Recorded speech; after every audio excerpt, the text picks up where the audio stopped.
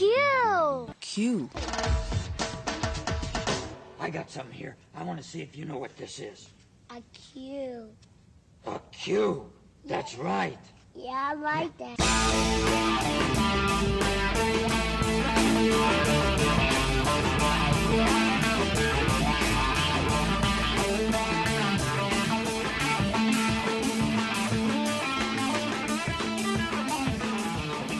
Hello and welcome from deep inside Jolly Roger's Bistro.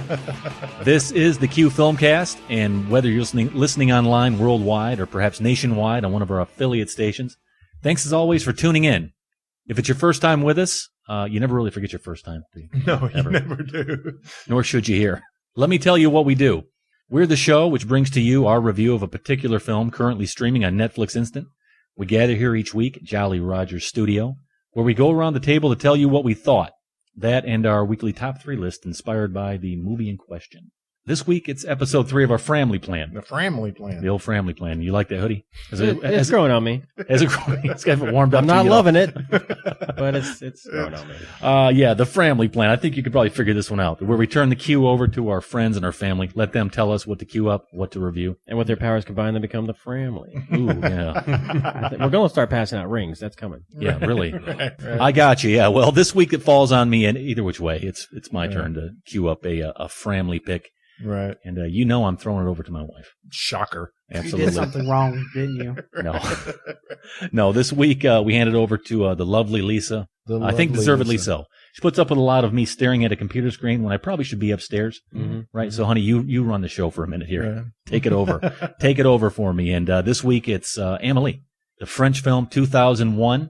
Yeah, a little bit of a cult somewhat following on this one. So one of her favorite films. And that's what we're going to talk about tonight, guys. Amelie, 2001, starring Audrey Trudeau. Oui. Either way, oui. So there you go. That's the film tonight, 2001, Amelie, queued up by my little baguette, my little wife. It's going to be like this all night, isn't it? My little bowl of brie. You're in the doghouse right now, aren't you? I'm working hard to get out of there. It's more like a cat box, okay? Right, you know that. Not a cat house. No. So let's get into introductions, guys. James Hard Sub Savage. Bonjour, maestro. Qu'est-ce que c'est? You know Savage? He loves taking off his sandals and pushing the mud between his toes. I do. He loves the smell of boxes that haven't been opened in 10 years. Oh. He hates commercials that are louder than the show he's watching. Who doesn't, though? Yeah. That's all of them. There's a little nod to that guy there. It's going to your left, too. Matthew St. Hoodie, the patron saint of quality outerwear, together again. There you are. How are you? Bonjour. That's all you need to know about Hoodie. He hates fingernails tapping on wood desks. Don't like that. Cannot stand crushing avocados in his hands while making guacamole on a second date. Yeah. Only on a second date. Yeah. Second date. Third date, it's on. Yeah, and he hates that nothing rhymes with the word orange. Nothing does. That's Matthew St. Hoodie. And to your left, Max Gumbo Johnson. Bonjour. Vis-a-vis. Vis-a-vis Gumbo. Is that a Sacre bleu. whatever that is? Is that a French dish? Gumbo? What, vis-a-vis? No, Gumbo. Oui, papa. No, it's a Creole dish, sort of. Close enough. A little It's bit more of Italian African there. than anything. All you need to know about Max is that he likes pulling out nose hairs one at a time. Did you know I that? do. Yeah, he sure One does. at a time. It's satisfying. Picturing himself being held by Leonardo DiCaprio on the front of the Titanic. Absolutely hates the excess suit fabric that bunches up in the crotch when he sits down. Yeah. That is Max That's Gumbo the- Johnson. I hate that. Even though there's not a lot of excess material when I sit down. Yeah, let's go over to the producer here. Ennui. Adam the Bomb Rogers, greatest producer in the history of the Q Filmcast, although he loves blaming his increased masturbatory habits on Mercury being in retrograde. Well, Oh, Mercury is in retrograde. Yeah. He doesn't love it as much as pulling up and down his underwear, though. Well, It's hand in hand, really. Yeah. His biggest pet It peeve, chased my thighs. walking with a girl with the wind behind him. likes the wind in front of him. You like the wind in front of you, don't you? Yeah, it hides stuff. All right, well, there you go. I'm Michael once again. Oh, a little something about me. Let me tell you about me. I love adding onto the ideas already scrawled in the bathroom stalls. Yeah. Do it all the time. You should, though. You got a lot to say in bathroom stalls. I'm going to start doing that to my own bathroom. Writing graffiti art in my own bathroom. I love watching upside-down Beatles trying to write themselves. Yeah. Love that. One thing I can't stand, though, returning to a soda after a coworker has tasted it. Oh, Yeah. Just give up that soda, bro. I have no problem going down that path. So there you go, guys. We're the Q Filmcast, and once again, we're talking about Amelie this week here. Family Plan, queued up by Lisa. Amelie, 2001. We'll get into that in just a bit. We'll tell you what the critics thought. We'll tell you what we thought. We'll get into our top 3 inspired by the film. Good job on that, Max, by the way. I really like this one. Let's tell you. Sacre bleu. I don't know. What does that mean? It means the sacre bleu. No, it means the sacred blue. It's a color that. Well, it's like Sakakor is the sacred heart. It means sacred blue. We'll get into that. I know what cordon bleu is. Yeah. Let me tell you. Chicken, isn't it? Yeah. And cheese. Let me tell you how to keep up with us. You can Google us. You'll get there somehow. You have your Facebook, your Twitter, your iTunes, your Google Plus, YouTube, whatever you want. You want to go to the qfilmcast.net. That's where you want to go. That's our website. You'll find information on us and the show. You can leave your review for this particular selection and all the other ones we've reviewed as well. So there you go. Polls, everything else. But we love listener feedback. qfilmcast.net. Go there. Let us know how we're doing. All right, guys. You ready? Yeah. Yeah. One more time. Oui. Yeah. Un, deux, trois. And that's a little throwback to a Holy Motors. Yeah. Am I right there? Right. Yeah, Wow. Another French piece. See how I pulled it out of the hat? That was great. Actually, I pulled it out of the beret. I pulled it out of the beret. Was it a raspberry beret? Like the kind she bought in a secondhand store? I had to dig Exactly. that one out too. I didn't know. I knew there was something I could go with. No. Berets, brie. We've talked about berets, brie, cordon bleu, all this stuff. So enough of the French things. Let's get into We're the film. done with the French. No, we're not. No. Time to put on your French sensibilities. There we go. Because we're talking about Amelie 2001. You know what people who liked this also liked? Just Like Heaven, Serendipity, and The Purple Rose of Cairo. What? I can see one of those. Which one? The Purple Rose of Purple Rose of Cairo. Yeah. Really? That's the Woody Allen one. It's Yeah. a Woody Allen Are movie, we yeah. talking about a Woody Allen movie? For a second, No. we are. They also like No, we're Angel not. A. Thanks, guys. No, we'll get there one day, hopefully. We need to do that, don't we? Oh, yeah, it's coming. Yeah, I hope so. Like a freight train. After we get through with the family plan. Pick a good one. Oh, it's already been decided. Let me tell you what we have to do. After this, a round of frenemies.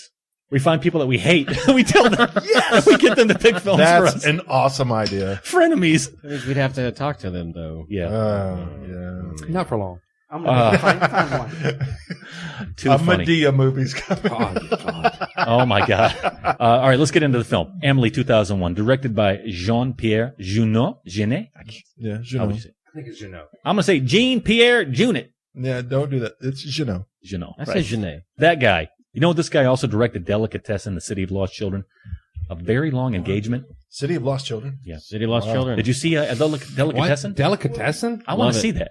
That was a great movie. Did you see it? City for of real? Lost Oh, Children yeah. is something else. Are you being man. facetious or are you being for real? No, No, they're Delicatessen fantastic. is great. Yeah. I really want to see this. Everybody who commented on this said, well, if you like this, see Delicatessen. So I like City of Lost Children way better. this stars Audrey Tautou, Dirty Pretty Things, The Da Vinci Code, A Very Long Engagement, and everybody else. Was that that was her in the Da Vinci Code? Yeah, she played the girl. There. Yeah, okay. And That's she's in where I'd seen her. she's That's in where I'd Michelle seen her. Gondry's new movie, Mood Indigo. This film inspires our top 3, as they all do. Top 3, and I like this. Let me see if I can say it right. If you want to say it a different way, go ahead. I'm going to say top 3 R-rated charmers. I think that's it. I mean, It's not a bad way to put it.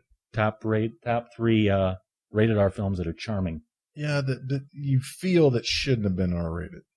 It's like an R-rated film you'd still let your kid watch. That's kind of how I took it. Is It's sort of like that. R-rated movies that shouldn't be R-rated movies. And there's a bunch of them. I got looking at them going, Yeah. Oh, oh, it's say it. crazy. It's crazy. So there you go. Charmers. I mean, because there's some R-rated movies that aren't charmers that No. shouldn't have been R-rated. No, and we'll get into that. We'll get a Yeah. big conversation for that at the end of the show. Let's talk about what the critics said. IMDb. I'm going to go over to Max Gumbo Johnson. You tell me what you think IMDb rated this film. 8.3. God, how does he do this? Because he looks at it. Cheater. No, I do, but I don't memorize it. Is that right? It's 8.3? 8.5. Oh, wow. Margin of error. Good job. Rotten Tomatoes. Anybody want to take a stab or should I just spill it? Spill it. 89. There he goes again. Rotten Tomatoes. Critics say 88%. Users say it's hot. It's 95. Yeah, it's delicious. Yeah. There you go. Nothing rotten about that tomato. Yeah, French cuisine, baby. No, It's they tasty. yeah. All right, so let's get into a little bit of what this film is. We'll tell you what we have here, and we'll take a break, come back, tell you what we thought. Amelie, 2001, and here's what you have. As a child, Amelie lived a very sheltered life, didn't go to school, and had no friends. When she was 6, her mother dies suddenly, leaving her with her indifferent father.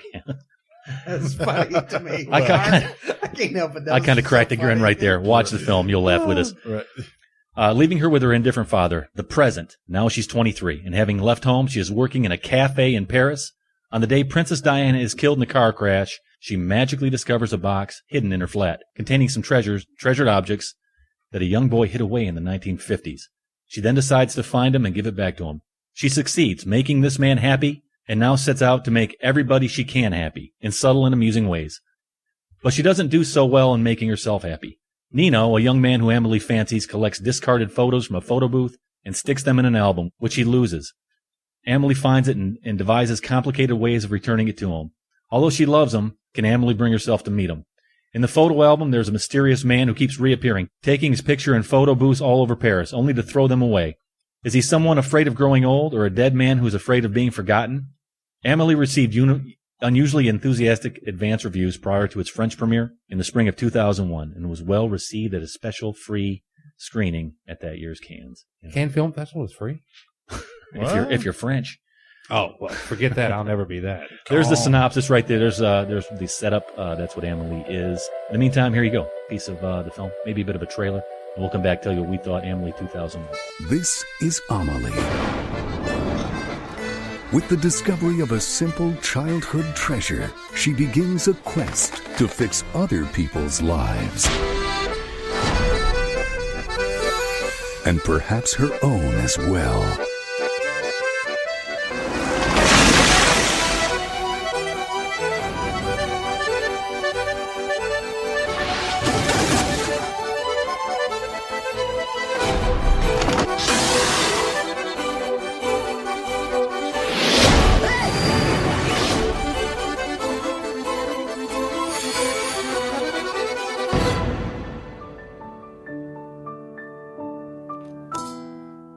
So there it is. There's a little bit of flavoring, a little bit of Je ne sais quoi. God, thank you so much. I was waiting for someone to bail me out. Max comes in with a vengeance. Right. Je ne sais quoi. Yeah. From the film we're getting ready to delve into, 2001 Amelie. And for those of you that don't know, that's translated as Je ne of the sais quoi. Yeah. Now just please translate sais quoi and we'll be fine. I don't know. But before we get into the film, let's talk a little bit about Did You Know? Some facts, figures about the film. You know what I'm talking about. We do this. I want to know. Did you know Jean-Pierre Junot originally started collecting the stories and memories that make up the story in 1974? Wow. Ooh, Took him a while. Yeah, you were just So a he was glimmer. a Were collector. you a glimmer at that point? A Yeah, glimmer? I was. Yeah, you were were you a zygote? Nope. You weren't even I there. was. Yeah, I was 74. a Yes, zygote. right. There you I go. just aged myself, guys. So, yeah, Jean-Pierre back in 74 started hashing out the idea for this film right then. Whenever this film was shot on location, Jean-Pierre and the crew would clean the area of debris, grime, trash, and graffiti so that the film would match his fantasy more so. So it was a 3-year shoot. Maybe so. I got to There's a think lot for of Paris, graffiti in man. Paris if you've never been. Audrey Tautou. Sure. You know she doesn't know how to skip stones? Skip stones? I bet she does now. Skip stones. That's appropriate, isn't it? Yeah. Skip stones. The stone skipping scenes were made with special effects. Really? You need to have special effects for that? Come on. Come on. I think I'd rather have taught her in like 10 minutes and Right. say that in the special effects. Or just on make that her one. do something different. Whoa. Yeah. Or take it out of the movie. Right. Come on, It Audrey. wasn't relevant during the whole film. Yeah. I wouldn't Other think you than need her picking CGI up for the that. It actually is relevant. I'll come in there and skip them for you. The Traveling Gnome was inspired by a rash of similar pranks played in England and France in the 1990s. In 1997, a French court convicted the leader of the Garden Gnome Liberation Front of stealing over 150 gnomes. So apparently there was like an underground movement of gnome stealing. Yeah. No, the Yeah. important thing is that over 150 people had gnomes in their yard. I had no idea. My cousin was a part of that. The gnome stealing or the gnome yard? No, he did having? that to his neighbor for years. The part of Amelie was specifically written for Emily Watson. Really? Yeah. She wanted the part, but had to decline because she didn't speak French, and she'd already agreed to do Gosford Park. I bet think. I bet she regrets that. I bet you. I know I don't. I can tell you that much. I can't imagine that. No, this No. girl is she's one of the biggest sells of the whole movie. No, she sells them. You have to. Yeah. I think you have to be French to lead this one. Pretty much. You can't fake that. Yeah. And you almost have to be this girl. Yeah, you almost do. I'm just glad that the haircut didn't take off. To be quite honest with you. Hey. Hey, just because you're wearing it now, Max. You shut your mouth. I like long Mr. flowing Man. hair. Long flowing hair. All right, let's get into currency. No, we're going to use good deeds. 1 through 10 good deeds. Yeah. Isn't that what we did we decide that? Yeah, good Yeah. deeds. Okay, good deeds. Yeah, good Done deeds. dirt cheap.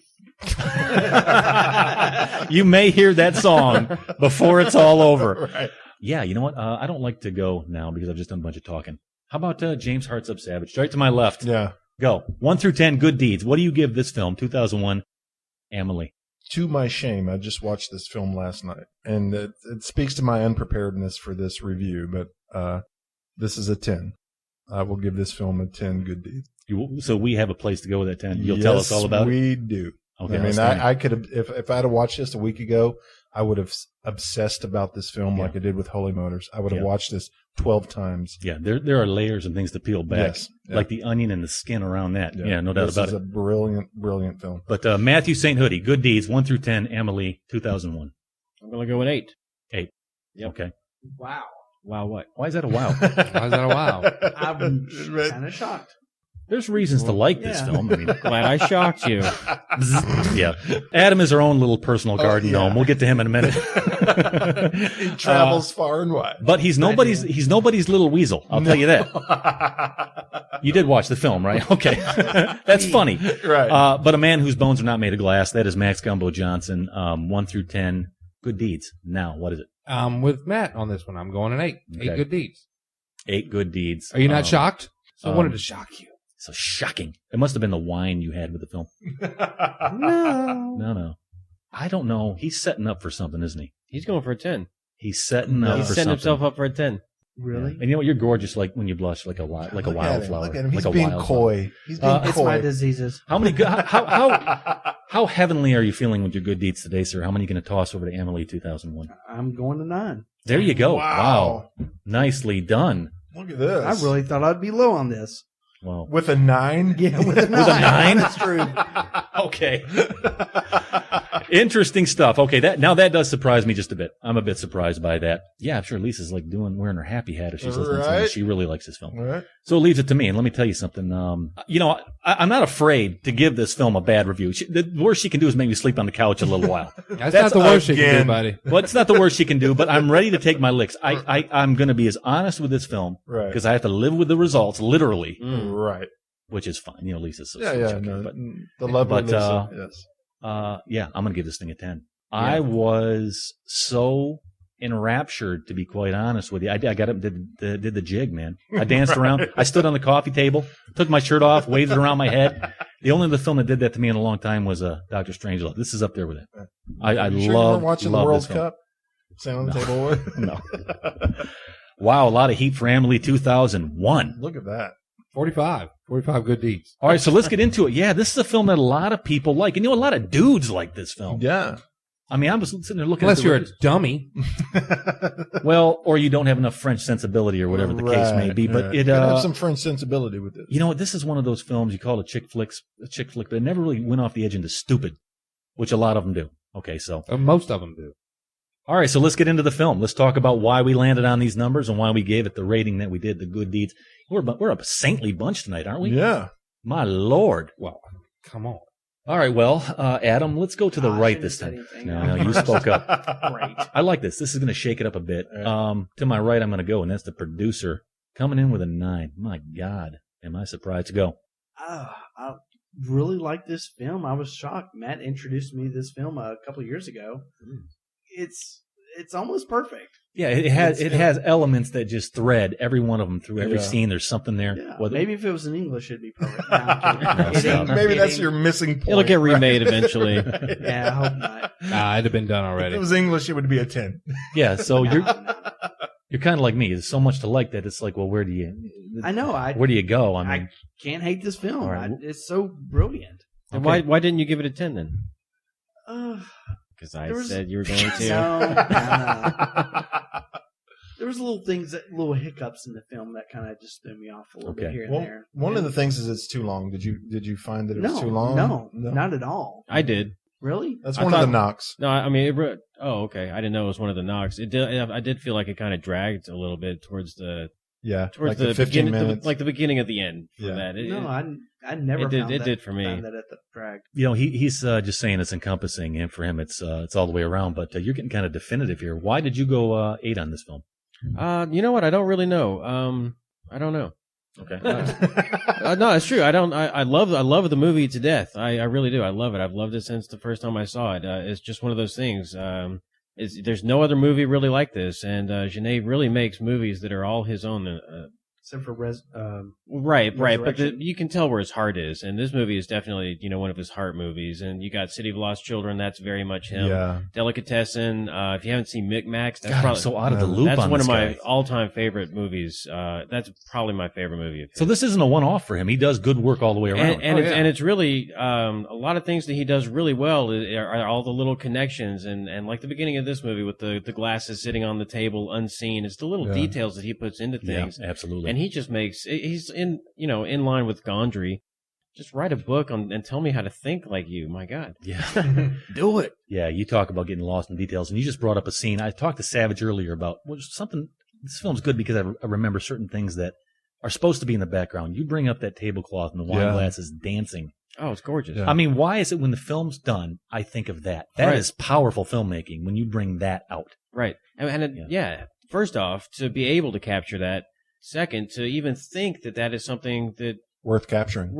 and that I would want to see. I don't even know that that's something that I want to see until I'm looking at it. I'm like, oh my God, how have I never even noticed this kind of stuff before? And it really kind of just like this movie, it goes through scene by scene is tinted with a different color. So that's really, rosy glasses. After this movie, you go and look at the world just in a completely different way. And it goes through all of his movies, and you can take it into Gondry. Maybe it's just the French, I don't know. It's one of my favorite movies, and I wasn't in the mood this week. But we can still have a good chat. Yeah, but I mean, I've seen the movie. I've been really moved by it, and it really is an experience for me. Yeah. And like Adam said, I tell everybody they need to see this movie. So Yeah. I don't know why I gave it an 8. No, maybe we'll get more It definitive. feels right. I don't feel like I can go to a 9 right now, but Yeah. it's one of those things. I'm just feeling it right now. Max, what do you think? You go 8 as well, am I correct? I did go 8. Yeah.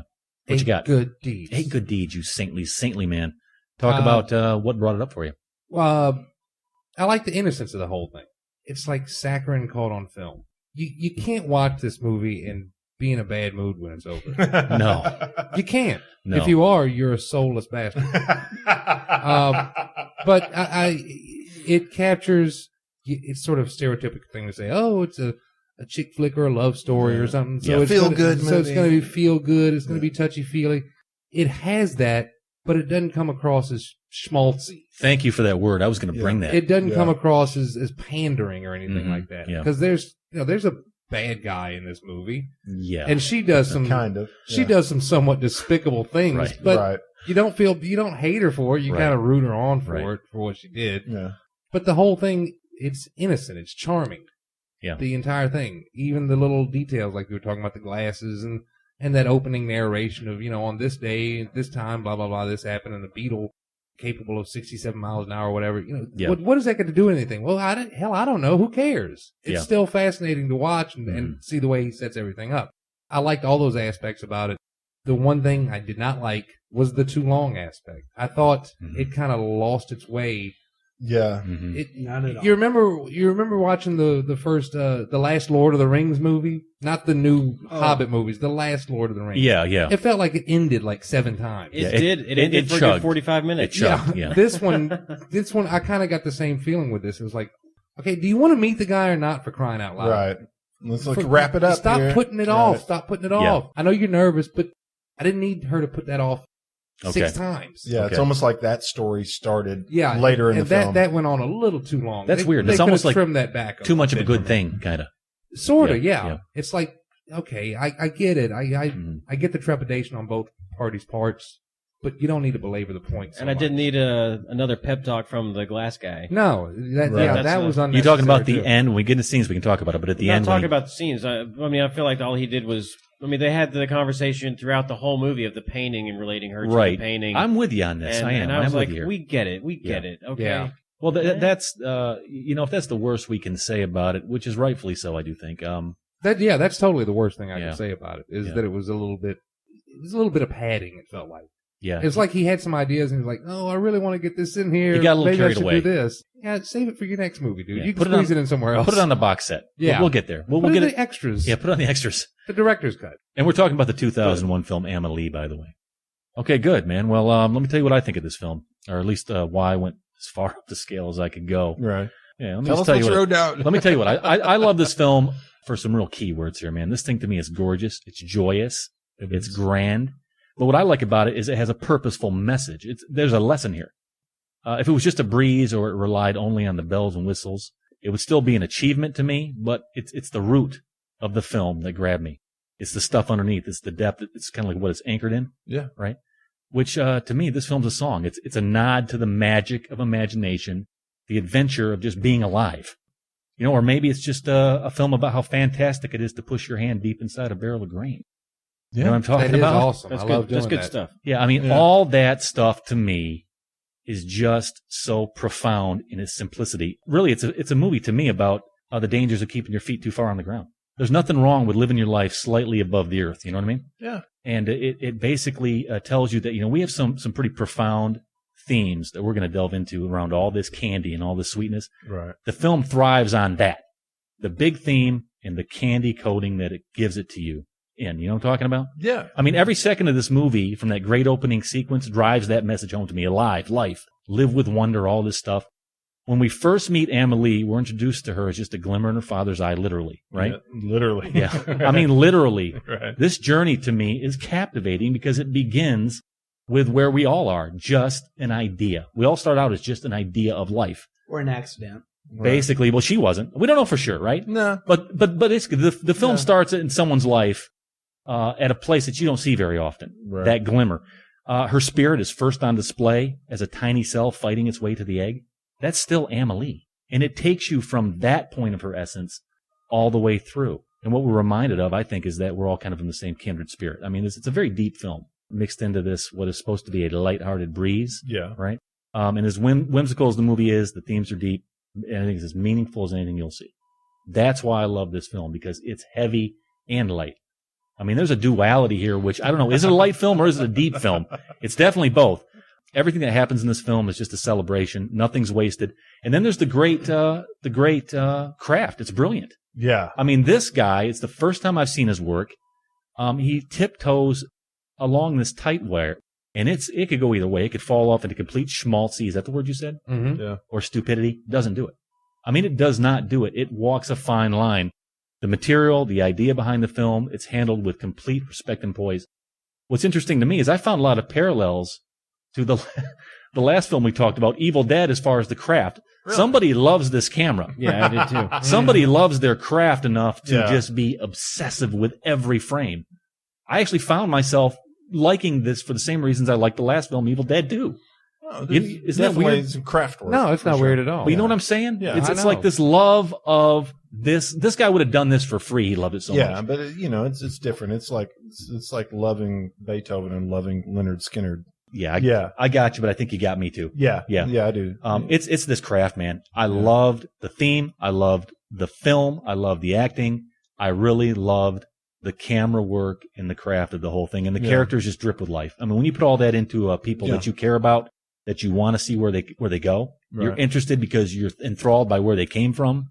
And everybody steals their own scenes too. I do agree it's somewhat long, but no one falls flat to me here. Everybody had a reason to be in that scene at that time, and it just goes and goes. I could literally talk to you about 25 different scenes. I call them postcards. They're almost like these painted postcards Yep. strung together to create something. And I think there's gravity to this film because as much as I say it's deep, I still think there's something hidden here that I can't quite put my finger on. Amelie, 2001. James Hard Sub Savage. Yeah. You gave this a 10. I did. Coming in hot. Yeah, 24 hours. 24 hours. Been sticking to your ribs like a hearty meal. And Man. talk to me. You say you have some things you want to talk about. You Yeah, have some things no, I figured think- out. You certainly have an interesting take on what this film is all about. So go. Talk to us. What you have. I certainly do. At least, again, my impression. I suspected when this film started and it opened up with the credits, the location credit where she was. It was Montmartre or Montmartre. for English people. Montmartre. Yeah, and Montmartre. It's What's the soup dooger? I'm sorry. Go ahead. Montmartre. Because of previous study that I had done, I know that Montmartre is the home of the Impressionist movement in painting. And we're talking Renoir. Yeah, Second.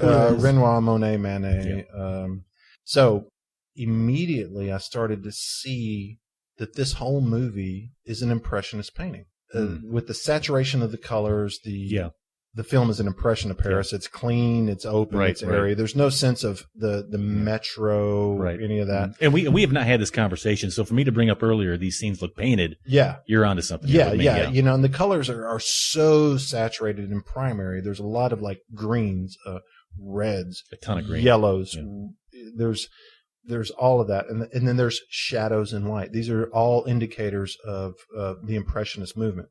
And basically, the Impressionists see a picture as a blend of color splashes. They form a whole in the whole which landscapes and figures are merged, and that happens a lot where the figures blend either through the colors of their clothing. Right. Yeah. So I'm getting all this here now. What you're saying is that this film is painted. Yeah. It's not so much shot; it's painted. It's an ode to that whole, which in France means something. Maybe not as much here, but to there, it's definitely part of their sensibilities. But even more than that, there are scenes in this that are taken directly from Impressionist paintings. Well, give me a couple.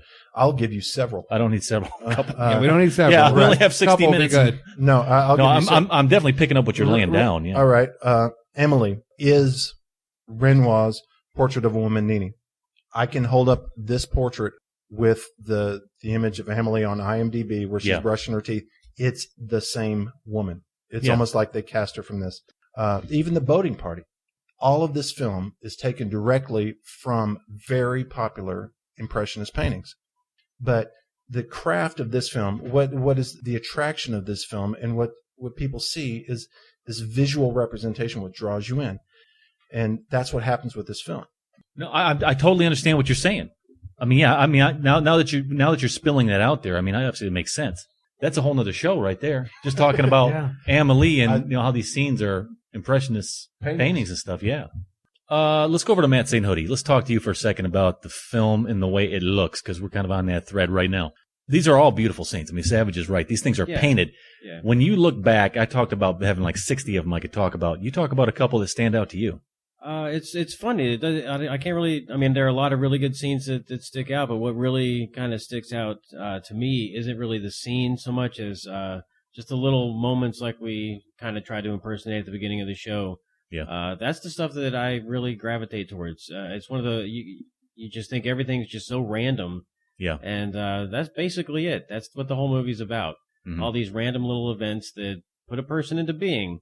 All these random little events to get two people together. And the movie really plays with that with every character, with every relationship. And then you have, like Max was saying, the Beatles wings beat 36,000 times. That's how the movie starts. Yeah. Yeah. Like, so all these nice little things just play through literally the whole movie. And that's my favorite part. So as far as scenes go, I got nothing. But off the top of my head, I got nothing. I would say her torturing the store guy is my favorite. Oh man, and the relationship she had with the slightly slower guy, I thought that was great. That she really liked that kid, and I love that guy. I thought he was one of my favorites. But with the slow, tedious torture, that was just brilliant.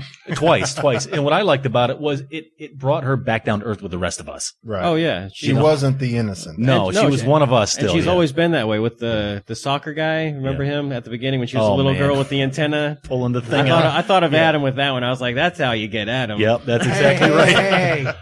Although he's watching Desperate Housewives, not the game. Not watching the game. But that's the best way to mess with somebody. Not to punch him in the face, but to, slowly change things that they're just so accustomed to that they think they're going crazy. And even when it was somewhat mean, it was still playful. That's it. It was playful. Yeah. It was never malicious. There was never a good word, malicious. Yeah, that's what I'm talking about. Yeah. And you talk about the relationships.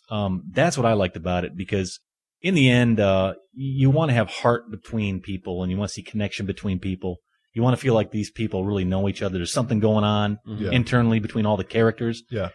And I felt that, especially with her at the cafe where she worked. All these people kind of blowing in, blowing out, very breezy, bumping into one another in life. And it had real nice poise to it. I never felt like it was, once again, that word schmaltzy. Yeah. It stayed tight. The dialogue between them seemed genuine and real and very warm. Everything was just so warm. Right. Yeah. It was... I've heard or I've read that people equate this a lot to the most American film that they can equate it to is Forrest Gump. Yeah. There's that magicalness to it. Yeah. But I disagree with that in that whereas Forrest was fundamentally damaged, I mean, and he was successful despite his damage, Amelie wasn't damaged. She was very introverted. Yeah, obviously. Well, you could go back. Sorry to interrupt you, but I mean, she was kind of damaged. She talked about her dad not giving her any attention. And this is my point. So that leads to the connectedness, right? No, and this is that leads to my point is that she was okay despite that. So she wasn't damaged. She wasn't jaded. That's for sure. No, I mean there was an openness and there was an acceptance. I mean, there was never a reaction because of this. I'm acting this way. But that's the equivalent that we have in America is the Forrest Gump, that same lightness of feeling, that magic of character. Right. And, the tagline on Forrest Gump is you haven't seen the world till you see it through Forrest's eyes. And I thought of that, too. It's funny you mentioned that because that did rise to the surface with me. But back to the relationships, one central point here, and I think we talked about this earlier, her relationship with the glass man. It's all basically a play between them. And later in the film, we realize that he's watching her. Right. Just as much as she's watching him. Mm-hmm. Right. She ends up needing the same medicine that she's handing out to everybody else, which is make everybody feel good. I'm here to make you feel like you're here for a purpose, feel like it's going to be okay. I sort of disagree with that a little Why bit. would you disagree? Because at the end, he gives her exactly what she's been giving everybody else. No, I disagree with the point of you saying that her mission is to make everybody feel good. Okay. I don't think she's trying to make everybody feel good. What is she trying to do? I think her point in the film is to try and get people to, I hate to use this phrase, quote unquote, open their eyes. Okay. And take a look at what's going on around them in the world and realize that there's so much more going on that you're walking right by and you're not paying attention to. They're not stopping and smelling the roses. And I think that was completely personified in the scene where she grabs the blind guy and walks him through the market. She says, "Oh, we're passing by a market. Mm-hmm. They're cooking chickens right there. Oh, that little boy is stopping to look at the dog that's looking at the chicken in the window." Yeah. She's describing everything that's going on. And you saw the smile on that guy's face. Yeah. Yeah. And you're not really sure if he's smiling because he thinks what she's doing is so great, or if he's like, what is wrong with this woman? What is she doing? Am I going crazy here? I think that one little, how long was it? 40 seconds? It was quick, yeah. And then the light comes down from heaven and shines on him.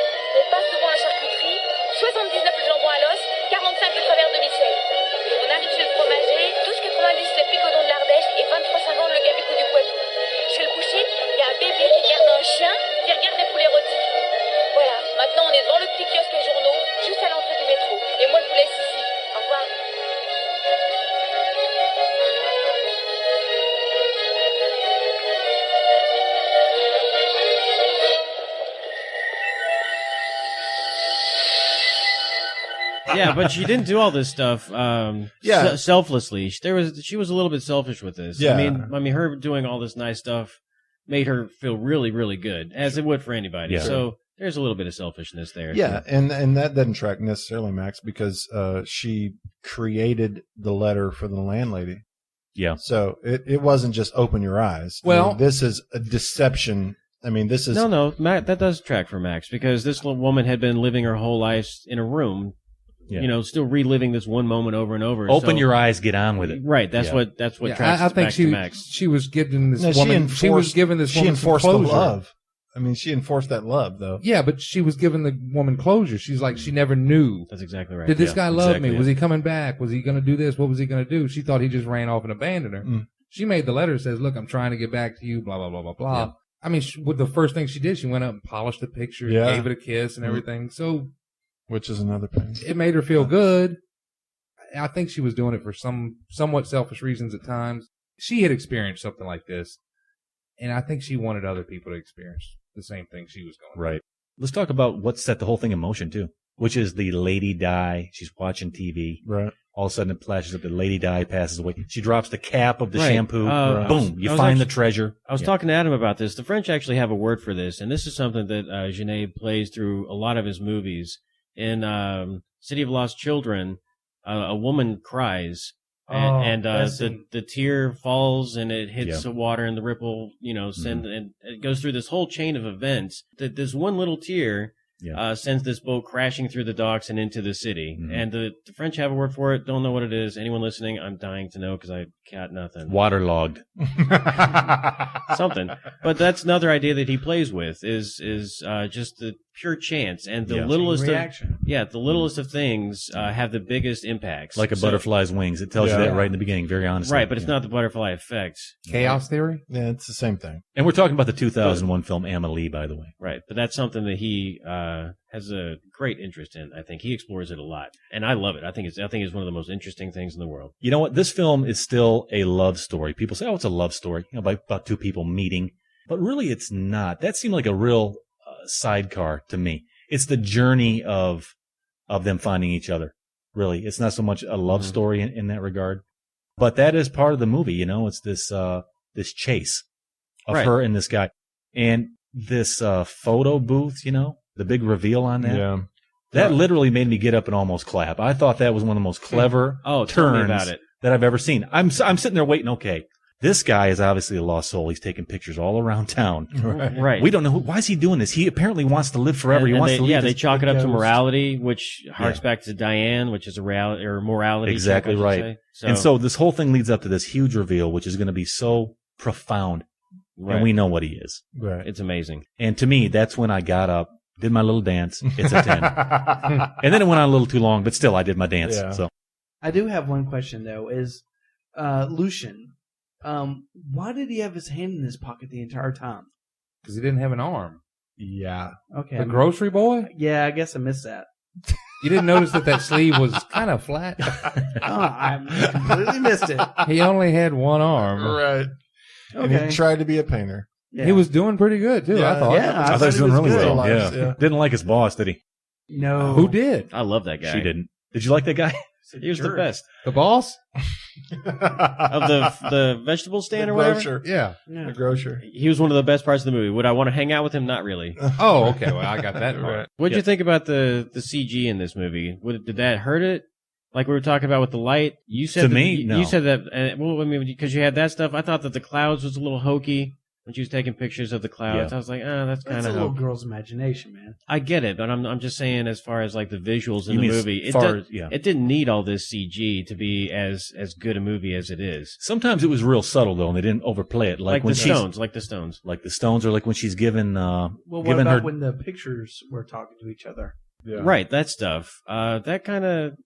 That was a hit and miss. I liked it a little bit, but most of the time it just kind of left me going, what just happened? Well, there's real subtle parts too, like he says the pictures, but when she's giving her doll a checkup and the alligator kind of blinking her eyes at her. Mm-hmm. So it didn't feel like it was overused. It really did feel like it was appropriate in just the right amount.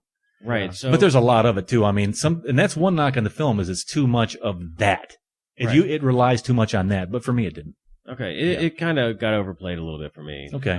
And really, it just left me most of the time thinking, do I need this in this movie? Is this helping the movie? And I really think you could pretty much cut out most of that stuff, and you'd have almost exactly the same movie. What about her turning into water? That's one people go back. I don't like that either. I loved it. I kind of liked it. I like just the subtle of it.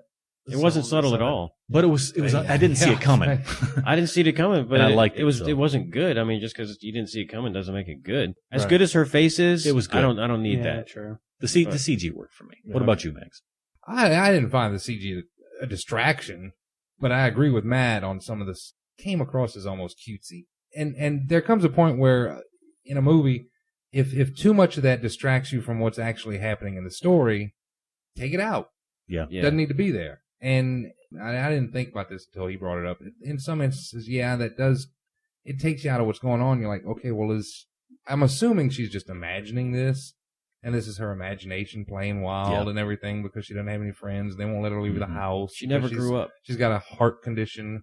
Yeah. I just did air quotes, by the way. Yeah, I saw it. I know you can't see in that French. He did it in French, by the way. It was sassy. Thank you. I think there would have been more subtle ways to get some of that across. You could have used what he used. Just don't use so much of it. Almost like, once again, a little too sweet, too much of a sweet thing. Yeah, sort of like that. Well, let's talk about the performances, too. Because, I got one more thing. Yeah, go ahead. Our top three is about the R rating. Which I still don't quite understand here. Well, I mean, nudity. right? So what? But I mean, that's something that you think would be really easy to change. I think that if this was a PG-13 or whatever, what's the point of having all the nudity or the porn store? Why do that? I kind of like the idea of it being R. The fact that you're branding it. Okay, kids, the box looks nice. It looks fun. It looks colorful. Looks like you made it with a crayon. But this is an adult film. I like the fact that it kind of branded itself with an R. I'd really like to know how many people rented this for their kid. Oh, look at this sweet little French That's what I'm movie and saying. took it That's- home. that's my oh my point. God! How many kids are going to watch It's a probably French not film? R in France. No, probably not. Probably not. It but might not be R now. It was I just thought it was an 2001, interesting choice to have him working at like a porn store. That was just kind of strange to me. But I mean, thought that was weird. I don't Especially think since he worked at the carnival too. Whenever you make a film one person, the film is Amelie. It's a lot of weight to carry for one actress, one performance. No. Did it work? Should they have gone with Emily Watson? Was this the right cast? no, it How was the good right was cast. she in this film How to you, perfect. Max? She was great. Yeah. she was a 10. I can't imagine somebody else doing this after watching She's her the do it. Harvey Keitel of this movie. She is.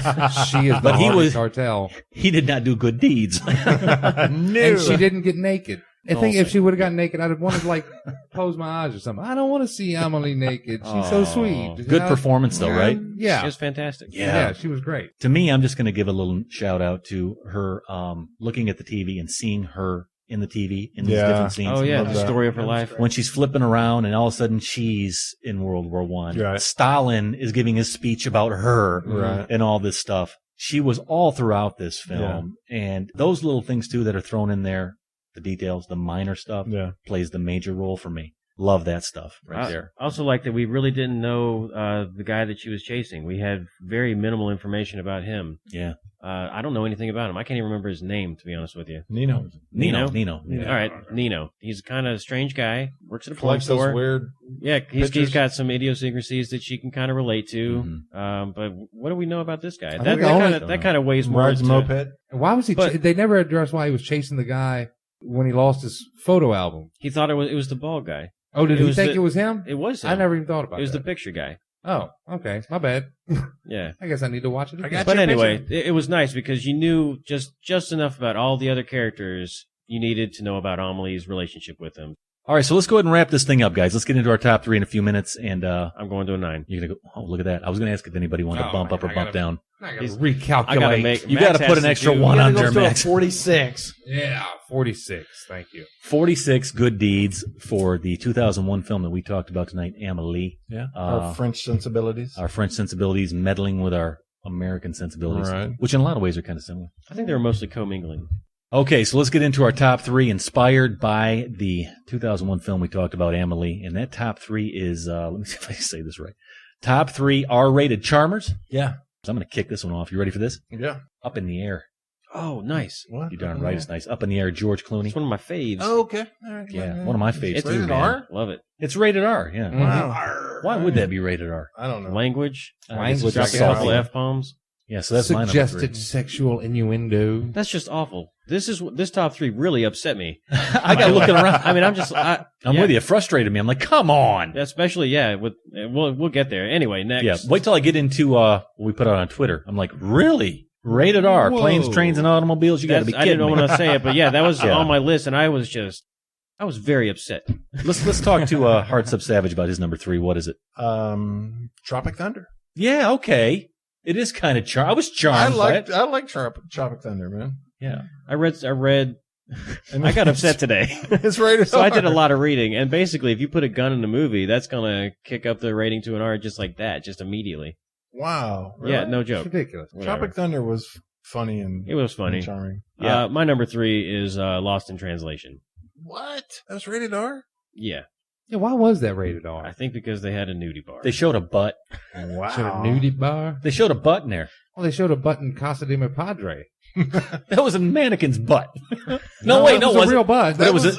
I'll tell you this though, it was a stunt butt. That was not. that was a stone butt. I don't care whose butt it was. It was butt. I guess Come on, Gumbo. Number 3. Number 3 for you. What is it? Number 3 for me is The Jerk. That's rated. Rated R? That's number rated R. one. Gee. No, He that's my number hates 3. these cans. That's my number 3. Yeah. It's a charming story. God, I love that film. It's the Wow. best. It's a sweet story about a guy who goes from nothing, Yeah, grows to a huge success, and then becomes a total jerk and redeems himself. I'm picking out a thermos for For you. you. No ordinary thermos for you, but the very best thermos you can And buy. Bernadette Peters was so cute. with in that movie. vinyl She's and always stripes so cute. and a cup built right in. I'll stop. No, don't stop. You're What is- making me misty. I know the whole song. I'll tell you how I know the song. A buddy of mine, that was his ringtone, and I would just call him every time I was around him just so I could hear the jerk song. Great Jerk pick, song. man. Charming little film. Darn right, charming film. Maybe. Fantastic film. Number 3 for you. What is it? Garden State. Oh, okay. Rated R? Yeah. Why would that be rated R? Kind of shocked. Don't drugs. That's a good movie, too. Yeah, there's some drug use in it. Yeah. Death, big themes. Oh no, big themes. Oh, Kids, you're all gonna die. Come to the movies. I will not have my kid watching big themes. Is that what it says in the box? Rated R. Because of big Sexual perversion, big themes. This one had some adult themes in it, but it charmed the hell out of me. You know what my number 2 is? I'm going with Knocked Up. That's a good I one. can kind of see why that one. Yeah. And Yeah, there was some crackage in that thing too, and it had hair on it. But yeah, you got bong use, you got crack, you have sex, you have drugs, and it charmed me. It is. You couldn't help but love those guys. Look, Yeah, I love yeah. all those movies. They're I great. shouldn't have gone in there. Savage, you're number 2. Get on in there. What is it? Love Actually. Ooh, yeah. Rated good film. R. That's a good one. I can't think of why it would be. I don't know either. It's got to be cussing. If we It don't has know, to be. just assume that it's an F Who bomb. was in that one? There's all kinds of people Everybody. in that. Hugh Grant, Liam Neeson. Oh, Hugh Grant was in it? I hate that. Alan Rickman. Alan Rickman. Whoa. No, Hugh Grant was in it. Never mind. I'll give it a flip. Yeah. Your number 2 is certainly not gonna suck. What is it? Manhattan. Absolutely. I really don't know. He doesn't cuss. There's no sex. Is that the one where he sneezes and blows the cocaine off the table? Oh, maybe there was some drugs. Yeah, I think there was some drugs. And I think he was in love with a 17-year-old girl. Yeah, But but that's more like a big theme. Oh, there it is. Rated R That for big big theme themes. rears its ugly head again. Rear your ugly head and tell me your number 2. Stand By Me. God, is that rated R? How'd I see it? We say it had that to be after all of PG-13. these.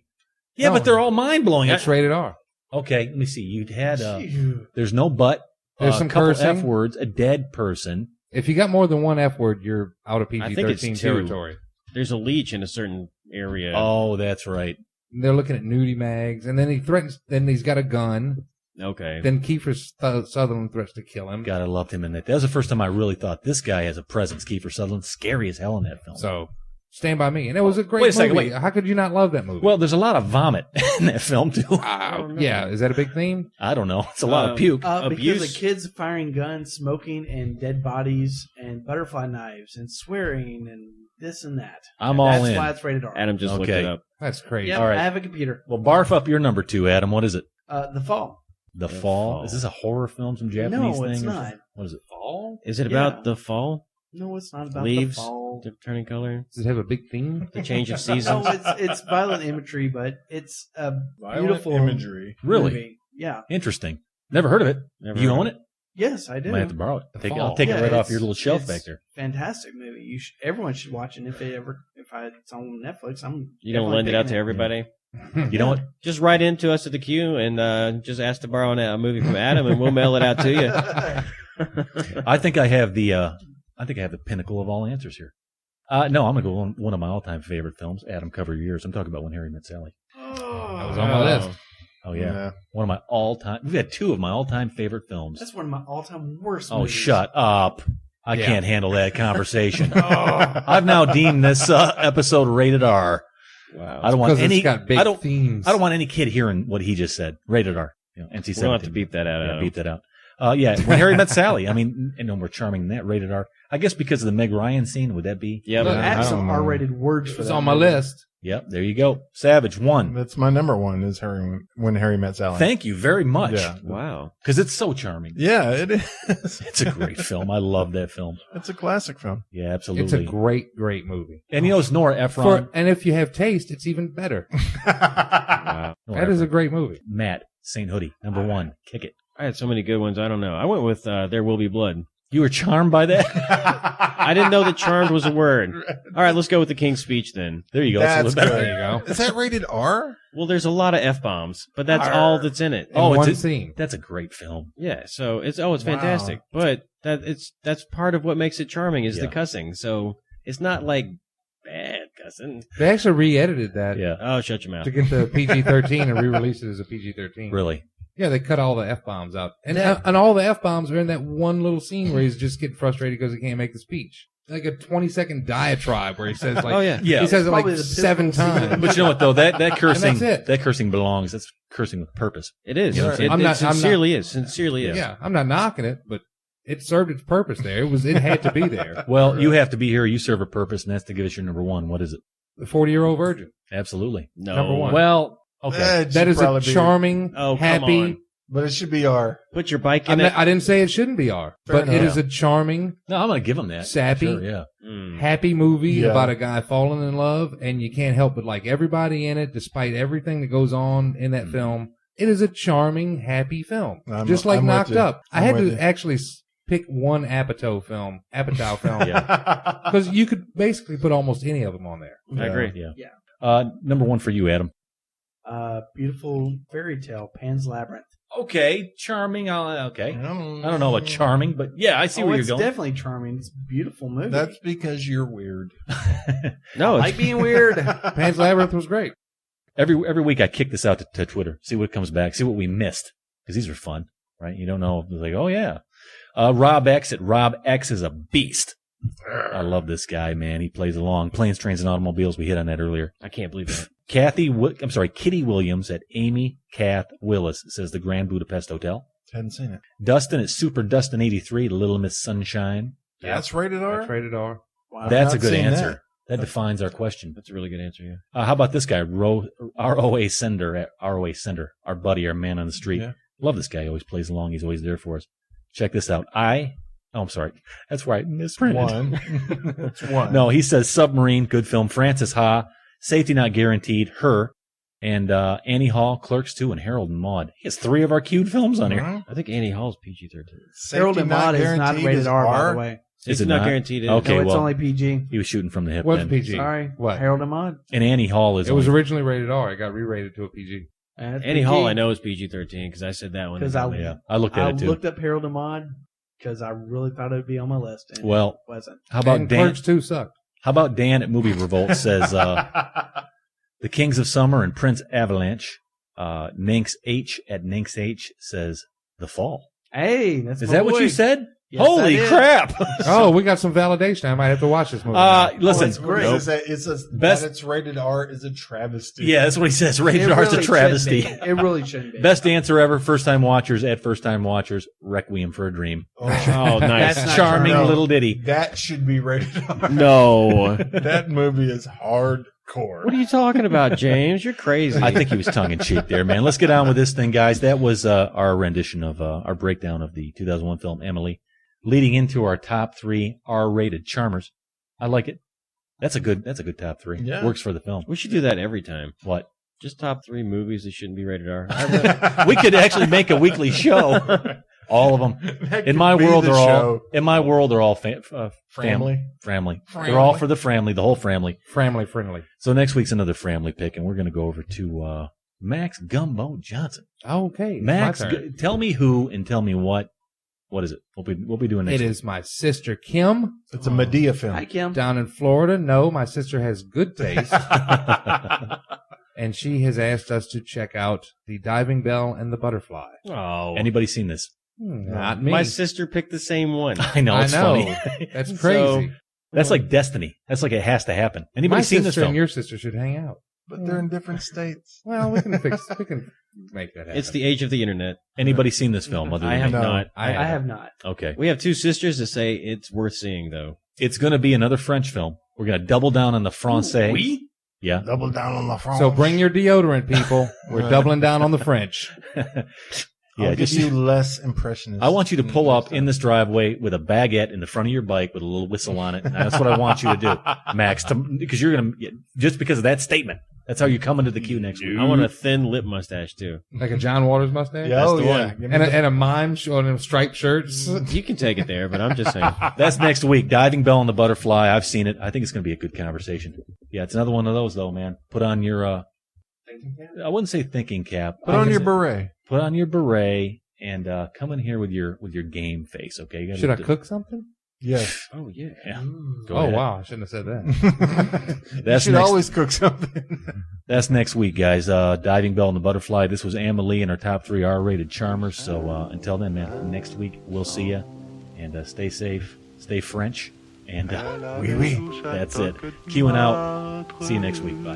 Bon week. Sur la butte Montmartre, un petit air innocent.